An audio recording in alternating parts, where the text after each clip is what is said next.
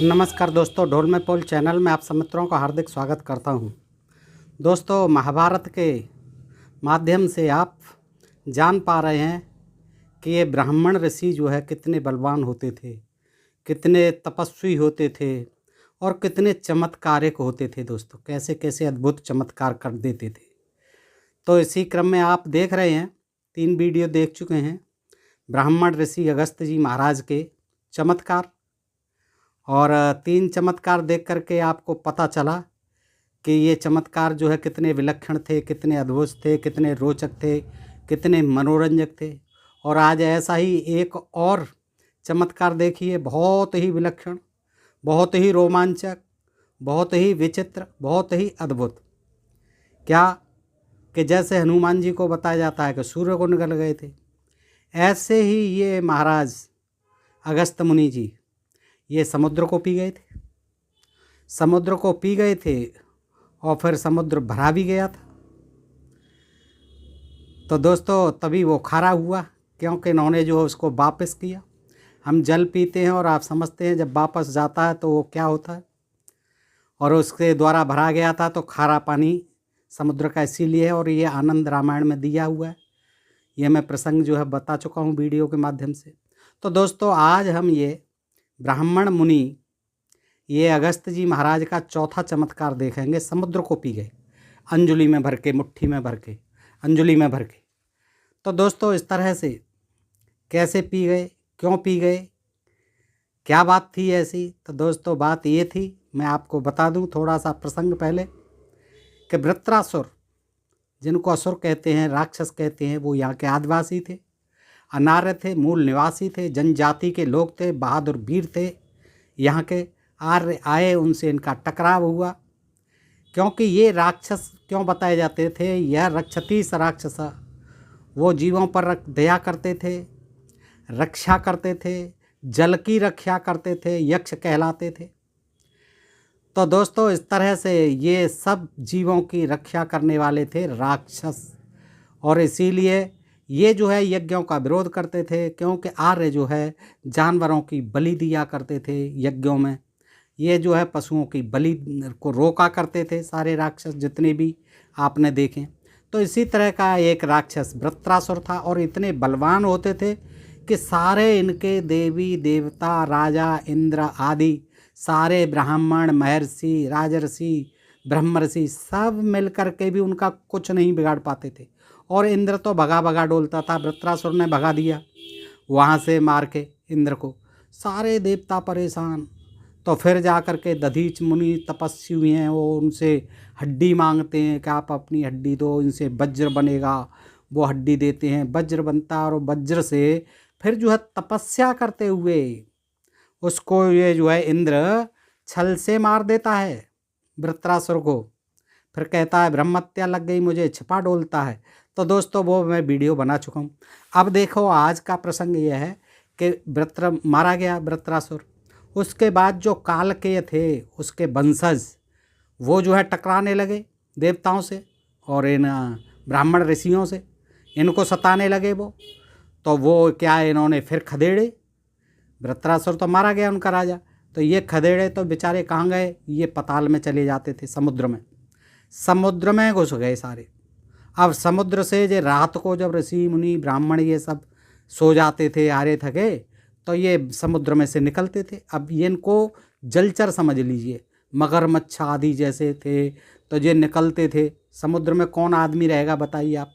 राक्षस थे तो वो इंसान थे, कहाँ ये समुद्र में जलचर थोड़े ही थे। लेकिन इनकी महिमा, जो भी समुद्र में रहने लगे, समुद्र से बाहर निकलते थे, ब्राह्मणों को खा जाते थे, महर्षियों को खा जाते थे, जो तपस्वियों को खा जाते थे, बड़े परेशान थे। तो फिर जो है सारे देवता, सारे ब्राह्मण, ऋषि, महर्षि सब मिलकर के ब्रह्मा, विष्णु, महेश सबके पास जाते हैं। फिर जो है उनसे अनुनय विनय करते हैं। फिर जो वो अगस्त्य ऋषि के पास पहुँचते हैं। तो अगस्त्य ऋषि के पास पहुँच करके फिर इस समस्या का समाधान निकलता है। दोस्तों, ये बड़ा रोचक प्रसंग है। तो दोस्तों, आइए देखते हैं। मैं आपके सामने रखता हूँ महाभारत से, और आपसे अनुरोध करता हूँ कि इस रोचक प्रसंग को आप अवश्य देखें, कि देखिए कितने बलशाली थे हमारे ऋषि मुनि महाराज। समुद्र तक को पी जाते थे अब बताइए आप, कितनी अवैज्ञानिक बात है, कितनी कोई तर्क नहीं इनका, कोई सिर पैर नहीं, कोई आधार नहीं, बेसलेस। ये क्या है सब? और इसको महाभारत कहते हैं। महाभारत में यही कथा कहानियाँ भरी पड़ी हैं तमाम जो है, और ब्राह्मणों का वर्चस्व, ब्राह्मणों का यशगान सारा भरा पड़ा है। ये भी ब्राह्मणों का। अब देखिए चमत्कार, अब ये छोटे मोटे चमत्कार आज कर रहे हैं, इनको पढ़ पढ़ के तो क्या गलत कर रहे हैं। ये तो बड़े बड़े चमत्कार थे, आज ऐसा चमत्कार तो कोई नहीं कर पा रहा है। तो दोस्तों देखिए, ये है वन पर्व है महाभारत में। यह है महाभारत द्वितीय खंड है, गीता प्रेस गोरखपुर है, और 342 पृष्ठ से है, आप पढ़ सकते हैं दोस्तों। तो वृत्रासुर मारा गया है। उस समय सब देवता बड़े प्रसन्न होते हैं। बिल्कुल प्रसन्न तो होना ही था, भगे भगे डोल रहे थे, सारे प्रयत्न करके छल कपट से उसको मरवा दिया। महर्षिगण भी हर्षोल्लास, महर्षिगण ये सभी ब्राह्मणगण, आर्यगण हर्षोल्लास से भरकर इंद्रदेव की स्तुति करने लगे कि वाह वाह, आपने बड़ा अच्छा काम किया। तत्पश्चात सब देवताओं ने मिलकर वृत्रासुर के वध से संतप्त हुए समस्त दैत्यों को तुरंत मार भगाया। फिर उनको क्या है, बेचारे रह गए थे पीछे, उनके जो है बचे कुचे। तो संगठित देवताओं द्वारा संगठित हो गए सारे देवता। त्रास दिए जाने पर वे सब दैत्य भय से आतुर हो समुद्र में ही प्रवेश कर गए। अब समुद्र यही देख लीजिए, लंका के आसपास का जो हमारा हिंद महासागर है, अरब सागर है, बंगाल की खाड़ी है, इसी में कहीं घुस गए। मत्स्यों और मगरों से भरे हुए उस अपार महासागर में प्रविष्ट हो वे संपूर्ण दानव तीनों लोकों का नाश करने के लिए बड़े गर्व से एक साथ मंत्रणा करने लगे। बड़े गर्व से एक साथ मंत्रणा करने लगे। क्या करने लगे मंत्रणा? उनमें से कुछ दैत्य जो अपनी बुद्धि के निश्चय को स्पष्ट रूप से जानने वाले थे, जगत के विनाश के लिए उपयोगी विभिन्न उपायों का वर्णन करने लगे। अब उन्हें क्या लेना देना था, वो बेचारे अपनी जान बचा रहे थे, वृत्रासुर मार दिया। अब वो अपनी जान बचा रहे थे कि तमाम जो है तीनों लोगों को संहार करने के लिए सोच रहे थे। देखिए वहाँ क्रम से दीर्घकाल तक उपाय चिंतन में लगे हुए असुरों ने यह घोर निश्चय किया कि जो लोग विद्वान और तपस्वी हों, उन्होंने ये निश्चय किया कि जो लोग विद्वान और तपस्वी हों, जो लोग, अब कौन होते थे विद्वान और तपस्वी? ब्राह्मण। जो ब्राह्मण मिल जाएं, सबसे पहले उन्हीं का विनाश करना चाहिए। संपूर्ण लोग तप से ही टिके हुए हैं, ये जो है तप के कारण ही टिके हुए हैं। अतः तुम सब लोग तपस्या के विनाश के लिए शीघ्रतापूर्वक कार्य करो। भूमंडल में जो कोई भी तपस्वी, धर्मज्ञ और उन्हें जानने मानने वाले लोग हों, उन सब का तुरंत वध कर डालो। उनके जान के, पहचान के, रिश्तेदार, इष्ट मित्र जो भी हों तपस्वियों के, ब्राह्मणों के, उन सब को मार डालो। उनके नष्ट होने पर सारा जगत नष्ट हो जाएगा। इस प्रकार बुद्धि और विचार से हीन वे समस्त दैत्य संसार के विनाश की बात सोचकर अत्यंत हर्ष का अनुभव करने लगे। उत्ताल तरंगों से भरे हुए वरुण के निवास स्थान यानी समुद्र रूप दुर्ग का आश्रय लेकर वे उसमें निर्भय होकर रहने लगे। समुद्र में लोमस जी कहते हैं, वशिष्ठ जी सुनो, वरुण के निवास स्थान, जल जो है वरुण का निवास स्थान है समुद्र। तो जल निधि समुद्र का आश्रय लेकर काले नामक दैत्य तीनों लोकों का विनाश कार्यों में लग गए, खामखाई में लग गए। क्या मतलब था उनको तीनों लोकों का विनाश से? यहीं से नहीं समेट जा रहे हैं, वो डर के मारे समुद्र में घुस गए बेचारे। वे सदा रात में कुपित होकर आते और आश्रमों और पुण्य स्थानों में जो निवास करते थे ब्राह्मण, उन मुनियों को खा जाते थे। देखिए ऐसे मतलब उनको जो है आदमखोर बना दिया है, राक्षसों को जो यहाँ के मूल निवासी थे, हैं बेचारे जो है मार दिया छल कपट से। अब वो अपनी जान बचा रहे हैं और समुद्र में घुस गए। देखिए उन दुरात्माओं ने वशिष्ठ के आश्रम में निवास करने वाले 188 ब्राह्मणों को और दूसरे 9 तपस्वियों को अपना आहार बना लिया, खा गए। देखिए क्या अटपटी बात है, कहीं आदमखोर होते हैं क्या? है ऐसे राजा थे वृत्रासुर जैसे, उसके ये वंशज थे उनको आदमखोर बना दिया। यहाँ के जो मूल निवासी आदिवासी हैं, देखिए कहाँ आदिवासी थे ये। 188 ब्राह्मण खाए और कोई कास्ट के खाते ही नहीं थे। ब्राह्मण खाए ले 188 और दूसरे 9 तपस्वी, वो भी ब्राह्मण ही होंगे, दूसरे 9 तपस्वी, और कोई तो तपस्या करता नहीं था। खा गए साहब। च्यवन मुनि के, ये तो वशिष्ठ जी के आश्रम में खा गए इतने। अब वो रात में निकलते थे तो ऐसे सो जाते थे। रात में कहाँ चले जाते थे देवता और सभी महर्षि, वो रात में बलवान हो जाते थे। च्यवन मुनि के पवित्र आश्रम में पहुँचे जहाँ बहुत से द्विज निवास करते थे, यानी ब्राह्मण। जाकर उन दैत्यों ने फलमूल का आहार करने वाले 100 मुनियों का भक्षण कर लिया। वाह जी वाह। अभी खाने लगे, ये पहले तो फल मूल ही खाते थे, कंदमूल फल ही खाते थे। अब जो जान बचा रहे हैं तो ये इनको खाने लगे। अगर ऐसे ही खाते तो ये रहते ही कहाँ, फिर वृत्रासुर मारा ही कैसे जाता, ये बचते ही कहाँ। ऐसे ही खाने वाले होते तो, आदमखोर होते तो। क्या बनावटी बातें हैं देखिए। च्यवन मुनि के आश्रम में पहुँचे जहाँ 100 मुनियों को खा गए। देखिए इस प्रकार वे रात में तपस्वी मुनियों का संहार करते और दिन में समुद्र के जल में प्रवेश कर जाते थे। भरद्वाज मुनि के आश्रम में पहुँचे, वायु और जल पीकर संयम नियम के साथ रहने वाले 20 ब्रह्मचारियों को वहाँ खा गए। कालेयों ने काल के गाल में डाल दिया। ये नहीं लिखा है कि खा गए, कालेयों ने, नाम ही था उनका कालेयों ने काल के गाल में डाल दिया। इस तरह क्रम से सभी आश्रमों में जाकर अपने बाहुबल के भरोसे उन्मत्त रहने वाले दानव रात में वहाँ के निवासियों को सर्वथा कष्ट पहुँचाया करते थे। नरश्रेष्ठ, हे युधिष्ठिर महाराज सुनो, कैसी रोचक कथा है।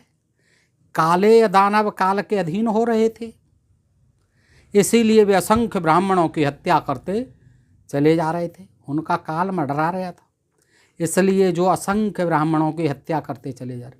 क्या लेना देना था उन्हें अपन ब्राह्मणों से? क्या उनकी रंजिश थी? रंजिश थी तो क्यों थी? पहले क्यों नहीं आदमखोर थे? अभी आदमखोर हो गए 4 दिन से वृत्रासुर के मरने के बाद। मनुष्यों को उनके षड्यंत्र का पता नहीं लगता था। मनुष्यों के, ब्राह्मणों को कहिए ना, ब्राह्मणों को उनके षड्यंत्र का पता नहीं लगता था। इस प्रकार वे तपस्या के धनी तापसों के संहार में प्रवृत्त हो रहे थे। प्रातःकाल आने पर नियमित आहार से दुर्बल मुनिगण अपने अस्थिमात्र विशिष्ट निष्प्राण शरीरों से पृथ्वी पर पड़े दिखाई देते थे। तमाम कंकाल जैसे ऋषि मुनि भूख प्यास से तड़पते हुए क्यों भाई, अब क्यों भूख प्यास से खूब चकाचक माल खाते होंगे। वृत्रासुर जो मारा गया, ये समुद्र में भग गए। राक्षसों के द्वारा भक्षण करने के कारण उनके शरीरों का मांस तथा रक्त क्षीण हो चुका था। अब देखिए कैसी अटपटी बात है ये। भक्षण कर लिया, जब ब्राह्मण को भक्षण कर लिया तो अब उसका मांस और रक्त क्षीण हो चुका था। ये क्या बात हुई? भक्षण करने के कारण, राक्षसों के द्वारा भक्षण करने के कारण उनके शरीरों का मांस तथा रक्त क्षीण हो चुका था। लेखक ने सोचा ही नहीं होगा कितना बारीकी से कोई पढ़ने वाला पैदा हुआ। दोस्तों ये देखिए आप कि राक्षसों द्वारा भक्षण कर लिया गया और भक्षण करने के कारण उनके शरीरों का मांस और रक्त क्षीण हो चुका था। यानी खा भी लिए और फिर क्षीण भी हो रहा, उनमें रक्त नहीं रहा, मांस नहीं रहा। ये क्या दो तरह की बात, बेतुकी बात है। वे मज्जा, आंतें और संधिस्थानों, घुटने आदि से रहित हो गए। यानी उनकी वो मज्जा को, आंतों को, घुटनों को खा जाते थे, घुटनों से रहित हो गए। इस तरह सब ओर फैली हुई सफ़ेद हड्डियों के कारण वहाँ की भूमि शंखरास से आच्छादित प्रतीत हो। ऐसा लगता था तमाम शंख पड़े हैं, शंखों का ढेर लगा हुआ है, ऐसी हड्डियाँ लगती थी। उल्टे पुल्टे पड़े हुए कलशों, टूटे फूटे स्रवों तथा बिखरी पड़ी हुई अग्निहोत्र की सामग्रियों से उन आश्रमों की भूमि आच्छादित हो रही थी। परंतु समुद्र में छिपे हुए दानवों को वे पकड़ नहीं पाते। सूरवीर छोड़ दीजिए, भूतल पर कुछ महान धनुर्धर सूरवीर थे जो अत्यंत हर्ष और उत्साह से युक्त हो दानवों के स्थान का पता लगाते हुए उनके दमन के लिए भारी। इंद्र कहाँ चला गया? अरे दानव लोगों की बात आ गई। दानवों के स्थान का पता लगाते हुए धनुर्धर सूरवीर थे कुछ लोग, वो पता लगा रहे हैं उनका। तो इंद्र आदि कहाँ गए, उसकी फौज कहाँ गई जो वृत्रासुर को मार के भग गया था। परंतु समुद्र में छिपे हुए दानवों को वे लोग मामूली धनुर्धर थे, वे पकड़ नहीं पाते। उन्होंने बहुत परिश्रम किया और अंत में थककर वे पुनः अपने घर को लौट गए। मनुजेश्वर यज्ञोत्सव आदि कार्यों के नष्ट हो जाने पर जब जगत का विनाश होने लगा तब देवताओं को बड़ी पीड़ा हुई। अब देखिए, जगत का विनाश होने लगा कैसे? यज्ञोत्सव आदि कार्यों के नष्ट हो जाने से। इनके यज्ञ बंद हो गए। क्यों बंद हो गए?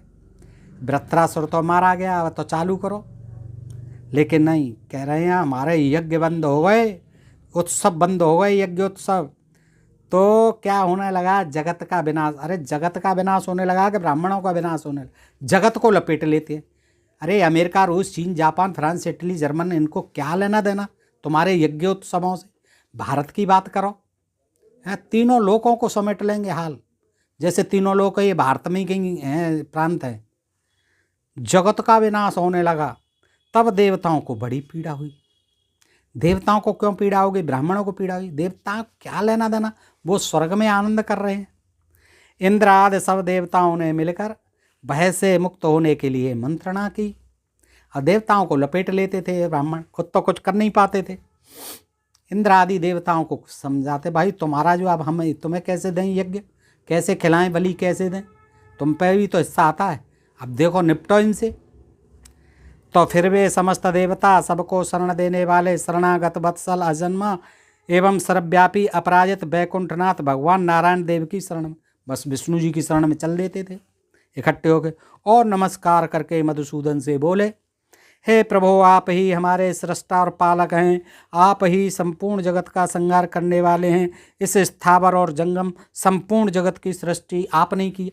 अरे जी बार बार कहने की क्या जरूरत है मेरे भाई?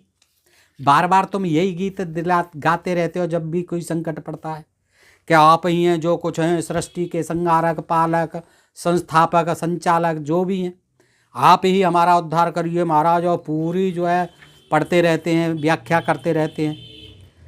पुरुषोत्तम प्राचीन काल में आपने ही नृसिंह शरीर धारण करके हिरण्यकश्यप को मारा था।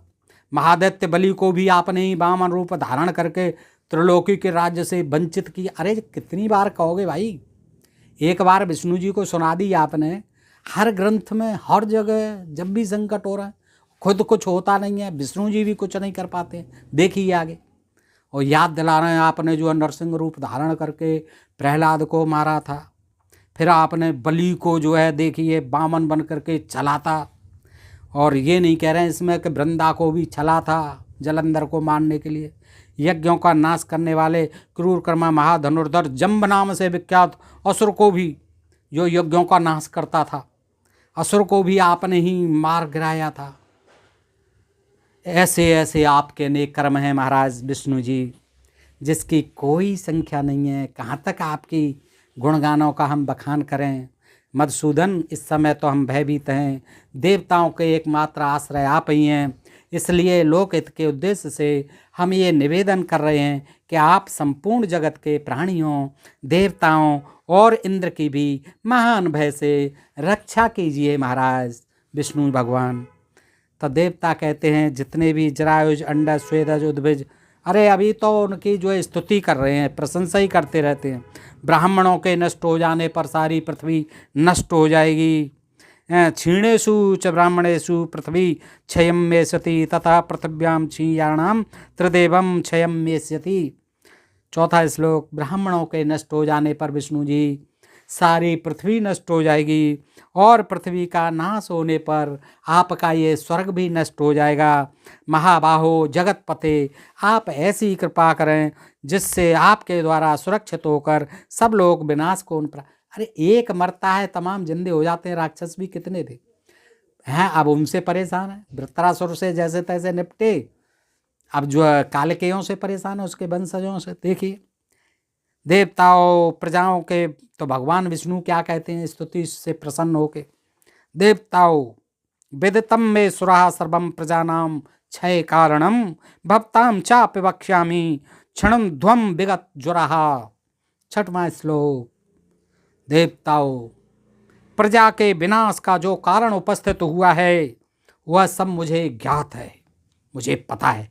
आप ये मन सोचो कि मैं क्षीरसागर में इसी शेषनाग पर सोता रहता हूँ, पता सब रखता हूँ, मेरा भी इंटरनेट का जाल है। मैं तुम लोगों को भली भांति बता रहा हूँ, निश्चिंत होकर सुनो। दैत्यों का एक भयंकर दल है, अत्यंत भयंकर दल है। काले अति विख्यातो गणः परम दारुणः तैश्चम्रत्रम समाश्रित्यम जगतम सरम प्रमाथतम। 7वां श्लोक। दैत्यों का, देखिए विष्णु जी कोई नई बात नहीं बता रहे हैं, वो जानते थे, सब बता रहे हैं। एक अत्यंत भयंकर दल है जो काले नाम से विख्यात है। उन दैत्यों ने वृत्रासुर का सहारा लेकर सारे संसार में तहलका मचा दिया है। परम बुद्धिमान इंद्र के द्वारा वृत्रासुर को मारा देखकर वे अपने प्राण बचाने के लिए समुद्र में जाकर छिप गए हैं। बिल्कुल सही बात है, बेचारे सब समुद्र में घुस गए। नाक और ग्राहों से भरे हुए भयंकर समुद्र में घुसकर वे संपूर्ण जगत का संहार करने के लिए रात में निकलते हैं तथा यहाँ ऋषियों की हत्या करते हैं।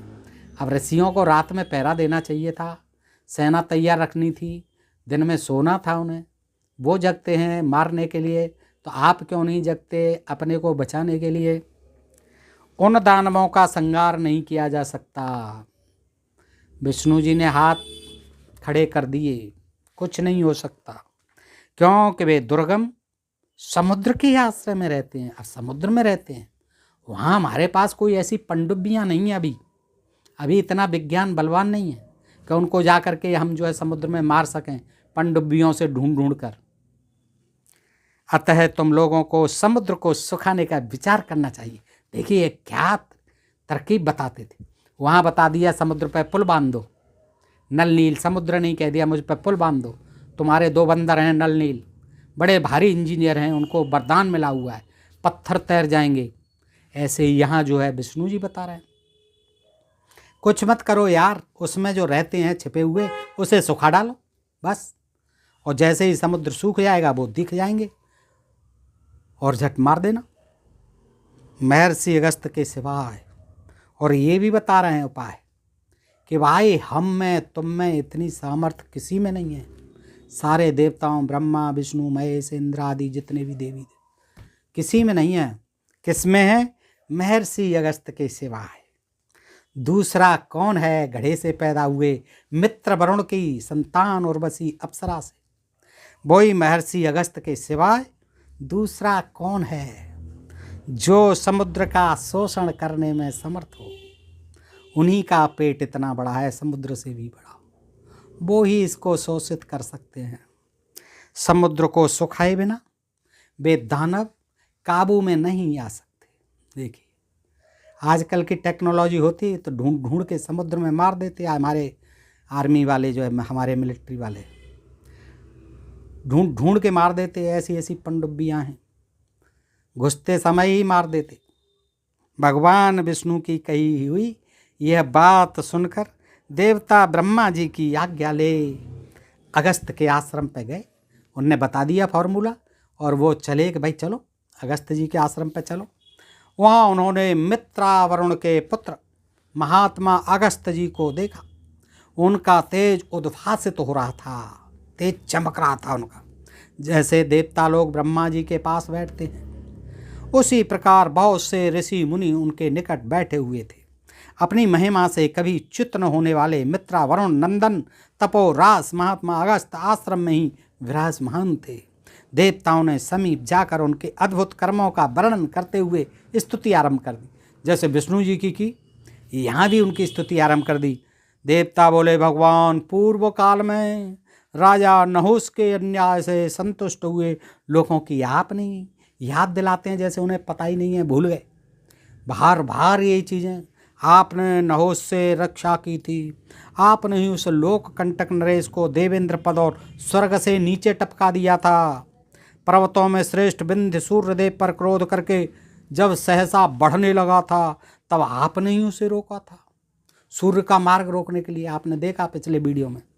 आपकी आज्ञा का उल्लंघन करते हुए विंध्यगिरि आज भी बढ़ नहीं रहा है। देखिए, आपके भय से आप चले गए, दक्षिण में लौटे नहीं हैं। ये कह गए थे जहाँ रहना है वहीं पर रहना है, बस यहाँ ऐसे ही पड़ा रहना सपाट, ऊपर मत उठना सूर्य को रोकने के लिए, वहीं पड़ा हुआ है। देखिए, इतना पराक्रम आपका, अद्भुत चमत्कारी हैं आप। विंध्यगिरि के बढ़ने से जब सारे जगत में अंधकार छा गया और सारी प्रजा मृत्यु से पीड़ित होने लगी थी, उस समय आपको ही अपना रक्षक पाकर सबने अत्यंत हर्ष का अनुभव किया था। उस समय ब्रह्मा जी, विष्णु जी, महेश जी ये कहाँ चले गए थे? हनुमान जी कहाँ चले गए थे? बुला लेते। कोई बात नहीं है, पर्वत में एक वज्र मार देते तो गिर जाता, उठा के रख देते उसे। पूरी संजीवनी हिमालय पहाड़ से उखाड़ लाए थे द्रोणगिरि को। सदा आप ही हम भयभीत देवताओं के लिए आश्रय होते आए हैं मुनिवर। अतः इस समय भी संकट में पड़कर हम आपसे वर मांग रहे हैं, क्योंकि आप ही वर देने के योग्य हैं। देखिए, तो ये जो है उसमें आगे क्या करते हैं दोस्तों, महात्मन हम आपके द्वारा यह कार्य संपन्न कराना चाहते हैं कि आप सारे महासागर के जल को पी जाएं। तदनंतर हम लोग देवद्रोही कालेय नामक दानवों का उनके बंधु बांधवों सहित वध कर डालेंगे। एवं त्वयक्षामं कृतं हि कार्यं महारुणं पीयमानं महात्मनः ततो वदिष्यामः सहानुबंधान कालेय संज्ञानम सुरविदुस्तुतानः। 18वां श्लोक। महात्मन हम आपके द्वारा यह कार्य संपन्न कराना चाहते हैं कि आप सारे महासागर के जल को पी जाएं। तदनंतर हम लोग देवद्रोही कालेय नामक दानवों का उनके बंधु बांधवों सहित वध। अब इनके अलावा ये क्या धर्म था इसमें? कौन से इसमें धर्म के कर्म थे? दया करना, परोपकार करना, हॉस्पिटल खुलवाना, मरीजों के लिए शिक्षण संस्थाएं खुलवाना, कॉलेज यूनिवर्सिटी खुलवाना है, सड़क बनवाना, प्याऊ बनवाना, गौशालाएं बनवाना, तमाम जो है भोजनालय खुलवाना, भूखे प्यासों को जो है सदा व्रत गृह बनवाना, पशुशालाएं बनवाना, ये नदियों पर पुल बनवाना, घाट बनवाना, ये धर्म के काम होते। अब ये इसमें क्या है? ये उसने उसको मारा, उसने उसको मारा, देवता असुरों को मार रहे हैं, असुर देवताओं को मार रहे हैं, देवी मार रही हैं असुरों को। सब हिंसा, जिधर देखो मारा मारी, और फिर उसमें बेतुकी बातें। ये कौन सा धर्म है? मेरी समझ में नहीं आता। बताइए दोस्तों, आप बताइए, मेरी समझ में। अब बताइए और कैसी अटपटी बातें। समुद्र को पी जाओ।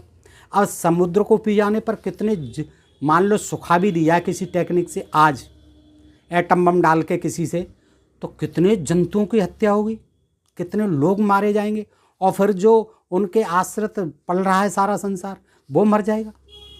जल को सुखाने का क्या मतलब है बताइए आप? महासागर को कैसे पी जाएंगे अगस्त जी? ऐसी कौन सी टेक्निक थी? ऐसी टेक्निक थी तो सुखाने की ज़रूरत क्या थी? उनको पकड़ पकड़ के मार देते, भस्म कर देते। आप पर तो ऐसे ऐसे मंत्र थे कि भस्म कर देते थे तुरंत। राजाओं को ही डराते रहते थे, असुरों पर नहीं चलता था आपका वो मंत्र। राजाओं को सबको डरा देते थे, उनकी लड़कियों को ले जाते थे दान में, शादियाँ कर लेते थे ज़बरदस्ती। तमाम उदाहरण मैं दे चुका हूँ और दे दूँगा। क्या कह रहे हैं? काले दानवों को फिर हम मार डालेंगे। देवताओं का यह कथन सुनकर महर्षि अगस्त्य ने कहा, बहुत अच्छा, मैं आप लोगों का मनोरथ पूर्ण करूँगा। हाँ बिल्कुल, सुखा दूंगा। इससे संपूर्ण लोगों को महान सुख प्राप्त होगा। और कितने जंतु मरेंगे आपको पता है अगस्त्य जी? आप तो सुखा, तीनों लोगों को सुखी कर दोगे। कितनी हिंसा होगी। काल के तो खुद ही मर जाएंगे। वो जब जंतु मरेंगे तड़प तड़प कर, तो काल के कहाँ रह जाएंगे बगैर पानी के, क्योंकि वो तो पानी में ही रहते हैं। ऐसा कहकर अगस्त्य जी देवताओं और तपस्या सिद्धियों के साथ नदी पत समुद्र के तट पर पहुंच जाते हैं। चले साहब, पहुंच गए समुद्र के तट पर। उस समय नाग, मनुष्य, गंधर्व, यक्ष और किन्नर सभी उस अद्भुत दृश्य को देखने के लिए उन महात्मा के पीछे चल दिए। भाई रोमांचक बात थी, अच्छा खेल था, ये करिश्मा चमत्कार जो भी कहें, अद्भुत था। तो सारे मनुष्य हैं, नाग हैं, गंधर्व हैं, यक्ष हैं, किन्नर हैं, सभी चल दिए तमाशा देखने।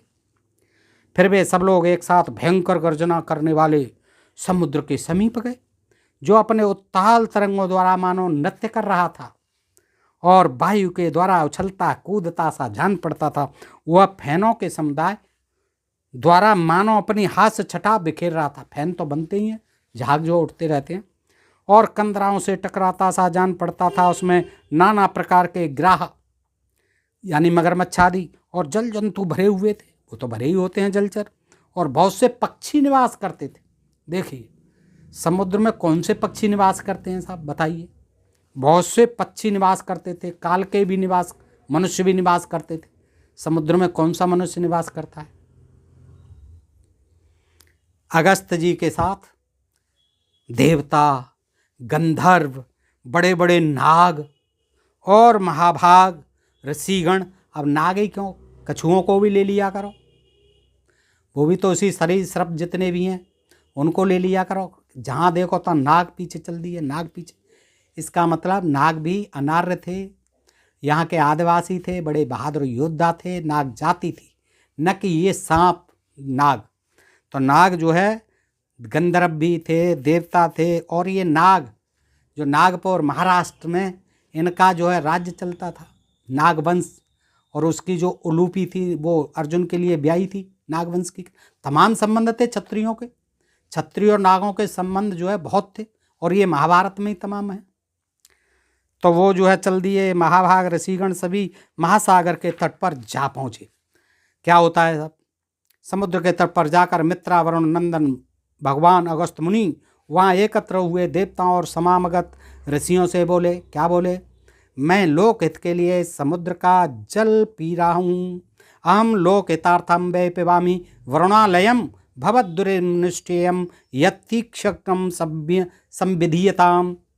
दूसरा श्लोक, यानी लोक के हित के लिए मैं समुद्र के जल को पी लेता हूँ, फिर आप लोगों को जो कार्य करना हो उसे आप कर लेना, शीघ्र पूरा करना। ठीक है, मैं पी लेता हूँ भाई, बाकी का काम आप करना, मारा मुरी का, जिन्हें भी मारना है। तो अपनी मर्यादा से कभी च्युत होने वाले मित्रावरुण कुमार अगस्त जी कुपित हो सब लोगों के देखते देखते समुद्र को पीने लगे। शुरू कर दिया कार्यक्रम।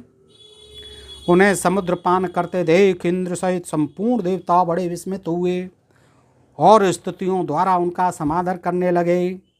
लोक भावन मर से आप हमारे रक्षक और संपूर्ण लोकों के विधाता हैं। आपकी कृपा से अब देवताओं से संपूर्ण जगत विनाश को प्राप्त नहीं होगा, ऐसे जो उनकी प्रार्थना कर रहे हैं। तो सोने की मोहरों की मालाओं से भूषित और कुंडल दैत्य वहाँ मारे जाकर खिले हुए। अच्छा क्या होता है, पीते जा रहे हैं, वो कर रहे हैं। तो उस महासमुद्र को निर्जल हुआ देख सब देवता बड़े प्रसन्न हुए कि सूख गया ये समुद्र। उन्होंने अपने दिव्य एवं श्रेष्ठ आयुध लेकर अत्यंत उत्साह से संपन्न हो दानवों पर आक्रमण कर दिया। देखिए क्या टेक्निक थी। समुद्र को सुखाया अगस्त मुनि ने और वो दिखने लगे काल के। खटाक सीधा सारे आ गए, देवता तैयार खड़े हुए थे, धनुष बाण ले गए, चढ़ाई कर दी। महान बलवान वेगशाली और महाबुद्धिमान देवता जब सिंह गर्जना करते हुए दैत्यों को मारने लगे, उस समय वे वेगवान महाबना देवताओं का वेग न सह सके। देवताओं की मार पड़ने पर दानवों ने भी भयंकर गर्जना करते हुए 2 घड़ी तक, कुल 2 घड़ी तक उनके साथ घोर युद्ध किया। उन दैत्यों को शुद्ध अंतःकरण वाले मुनियों ने अपनी तपस्या द्वारा पहले से ही दग्धसा कर देखिए आ गई। अब जो उधर जो है इतना प्रयत्न करना पड़ा है, समुद्र सुखवाया है, तमाम जो है देवता जो है युद्ध कर रहे हैं, लेकिन यहाँ क्या कर रहे हैं? दैत्यों को शुद्ध अंतःकरण वाले मुनियों ने अपनी तपस्या द्वारा पहले से ही दग्धसा यानी जला सा रखा था। आधा तो जला ही रखा था, तो भैया जला रखा पूरा ही जला देते, क्यों इतना परिश्रम समुद्र सुखवाया? दग्ध कर रखा था। अतः पूरी शक्ति लगाकर अधिक से अधिक प्रयास करने पर भी देवताओं द्वारा वे मारे डाले। आधे से ज़्यादा तो सुखाई दिए थे मुनियों ने तपस्या से, लेकिन जो आधे से रह गए थे वो फिर देवताओं ने मार डाले सोने की मोहरों की मालाओं से। देखिए सोने की मालाएं पहनते थे। भूषित और कुंडल एवं बाजूबंधारी दैत्य वहाँ मारे जाकर खिले हुए पलाश के वृक्षों की भांति अधिक शोभा पा रहे थे। देखिए शोभा पा रहे थे। मुर्दे जो है पड़े हुए थे, उनके कह रहे बड़े सोने के आभूषणों से लदे हुए थे, मोहर आदि पहने हुए थे, गंडा ताबी सब लटके हुए थे, कुंडल आदि, और ऐसी शोभा पा रहे थे जैसे पलाश का फूल जो है पाता है, वृक्ष जो है पाता है। मरने से बचे हुए कुछ काले दैत्य वसुंधरा देवी को विदीर्ण करके पाताल में चले गए, और जो बेचारे बचे वो क्या है, वसुंधरा देवी यानी धरती को विदीर्ण करके यानी फाड़ के कहाँ, पाताल में घुस गए। बलि पाताल का राजा था। ये सब दक्षिण दिशा की बातें हैं दोस्तों। अब आप देखिए कितनी कपोल कल्पित बात है। वहाँ जो बचे वो पृथ्वी को फाड़ा उन्होंने समुद्र के नीचे, और फिर घुस गए पाताल में। इसका मतलब पाताल को ये कहते हैं धरती के नीचे है।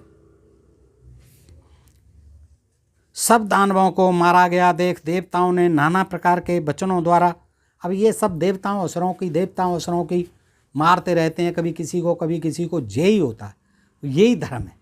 हिंसा करना, खून खराबा करना, लड़ाई झगड़े करना, सब षड्यंत्र करके मारना, छल से मारना, कपट से मारना, इसी को कहते हैं। ये हमारे धर्मशास्त्र हैं दोस्तों, ये मैं नहीं कह रहा हूँ, यही बताया गया है हमें कि ये धर्मशास्त्र हैं हमारे। अब इनमें कहीं खोजो तो कोई ऐसी, क्या मतलब था, दया करनी चाहिए थी देवताओं को। भाई ठीक है, वृत्रासुर को तो हमने मार दिया बेचारे, अब अपना समुद्र में जीवन बिता रहे हैं, मरने दो। आज होता तो उन पर मानवाधिकार उल्लंघन का केस लगता। कैसे मारने देता कोई शरण में किसी की में, और समुद्र की शरण में भी पहुंच गए, वहाँ समुद्र मारने देगा उन्हें? कोई दूसरे देश में शरणार्थी बन जाते हैं, मारने देता है क्या? आज मानवाधिकार है, उस समय कुछ नहीं होता था, ढूंढ ढूंढ के मारते थे। छिप रहे हैं, क्या लेना देना इतनी हिंसा करने की क्या जरूरत? काहे के देवता हो तुम?